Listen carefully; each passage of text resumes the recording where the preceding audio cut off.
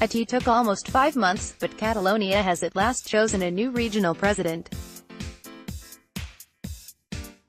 Quim Torra, the nominee of Carles Puigdemont, his separatist predecessor, was elected in the Catalan parliament by 66 votes to 65, with 4 abstentions, on May 14. This means that Spain's government will end the direct rule it imposed over one of the country's richest regions after Mr Puigdemont organized an unconstitutional referendum on October 1, followed by a unilateral declaration of independence. The Catalan conflict is far from over. Indeed, Mr Torra, pictured an ultranationalist, was chosen in order to prolong it, rhetorically at least. His first act was to fly to Berlin for talks with Mr Puigdemont, who is fighting extradition from Germany on charges relating to the October events that range from rebellion to misuse of public funds. Mr Torra repeatedly stressed the exceptional and provisional nature of his mandate and that Mr Puigdemont remains Catalonia's legitimate president. He said his priority would be to build the republic and elaborate a draft constitution for Catalonia. He also called for unconditional talks with Mariano Rajoy, Spain's conservative prime minister.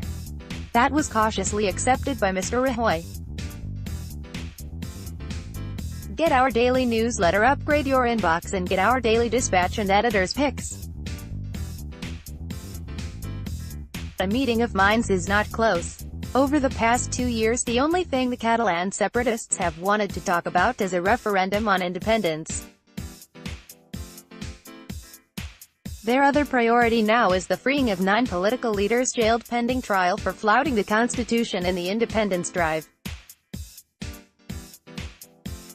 Mr Rajoy cannot grant either wish legally or politically. Instead, the government is prepared to talk about the Catalan administration's financial and other lesser grievances. Many in Madrid will mistrust Mr Torra's government as long as Mr Puigdemont, who precipitated Spain's deepest constitutional crisis since the return of democracy in 1978, is seen to be pulling the strings.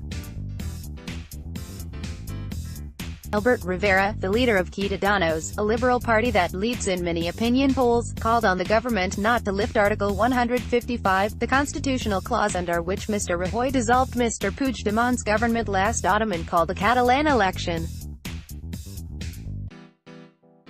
Held in December, this saw the separatists retain a narrow majority of seats in the regional parliament, though they won only 48% of the popular vote. In fact, direct rule automatically lapses as soon as Mr Torra's government takes office, probably within days.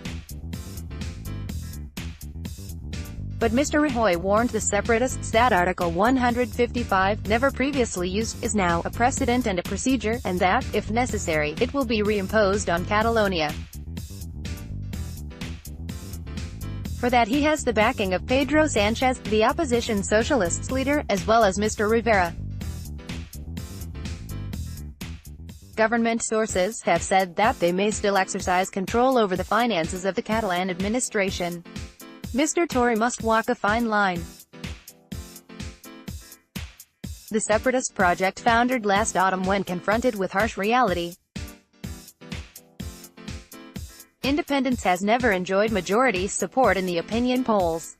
No European government wants to see the precedent of a national schism.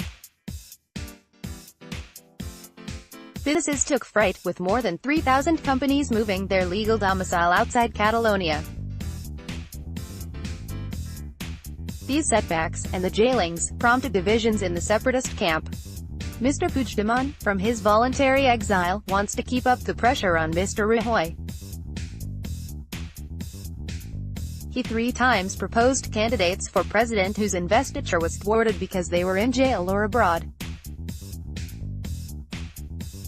His main coalition partner, Esquerra Republicana, Republican left, tired of such theatrics and called for an effective government. While appearing not to renounce unilateral action, in practice Mr Torra may seek to remain within the law. The separatists' main strategy remains to try to mobilize Catalans and international opinion. They have scored some victories, mainly because of the heavy-handed approach of Spain's Supreme Court to Catalan disobedience. The German court considering Mr Puigdemont's extradition has so far cast doubt on the case. Spain has since filed further evidence. Mr Torra's appointment may sap sympathy for the separatists abroad. They have always presented their movement as open and progressive. A former insurance executive and publisher, Mr Torra comes from the right wing of Catalan nationalism. He has shown enthusiasm for Estat Català, a quasi-fascist outfit in the 1930s.